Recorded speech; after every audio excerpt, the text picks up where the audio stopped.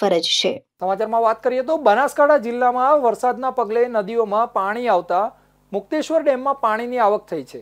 કુંવારિકા અને અર્જુની નદીમાં પાણી આવ્યા। ડેમમાં 616 ક્યુસેક પાણીની આવક થઈ છે। હાલની સપાટી 634.45 ફૂટ છે। આમ 661.58 કુલ સપાટી છે। જીવાદોરી સમાન મુક્તેશ્વર ડેમમાં પાણી આવતા ખેડૂતોમાં ખુશીનો માહોલ સર્જાયો છે। બનાસકાંઠા જિલ્લામાં છેલ્લા કેટલાક દિવસોથી ચાલુ વરસાદના કારણે હવે મોટી રાહતના સમાચાર સામે આવ્યા છે। જિલ્લાના મુખ્ય જળ સંગ્રહ સ્ત્રોતોમાંના એક એવા મુક્તેશ્વર ડેમમાં નવા પાણીની આવક નોંધાઈ છે। બનાસકાંઠા જિલ્લામાં હવામાન વિભાગની આગાહીના પગલે ઉપરવાસમાં ભારે વરસાદ થયો હતો, જેથી બનાસકાંઠાની નદીઓ બંને કાંઠે વહેવા લાગી છે, જેમાં બાલારામ, ઉમરદશી, ઉમારિકા તેમજ અર્જુનની નદીમાં નવા નીર આવ્યા છે। ત્યારે બનાસકાંઠામાં વરસાદને પગલે ડેમોમાં પણ પાણીની આવક જોવા મળી છે। ત્યારે મુક્તેશ્વર ડેમમાં 616 કૃષિ પાણીની આવક થઈ છે। હાલની સપાટી 634.45 પહોંચી છે, તેમજ 661.58 કુલ સપાટી છે।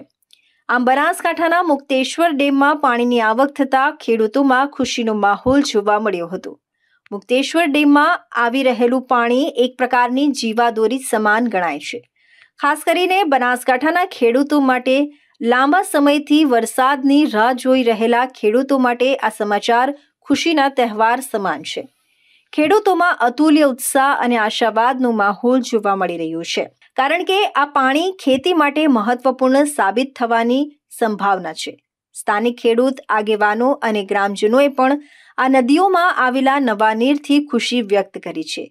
તેમના મતે જો આવું જ પાણી મળતું રહેશે તો આ વર્ષે ખેતીમાં સારી ઉપજ થવાની આશા વધે છે અને પાણીના અભાવનો સામનો કરવો ન પડશે।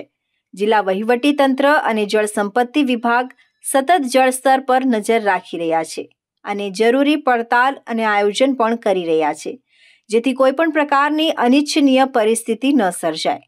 આ વર્ષે વરસાદ પોતાની ધૂનમાં હોય તેમ લાગી રહ્યું છે અને સમગ્ર બનાસકાંઠા જિલ્લામાં આનંદ અને આશા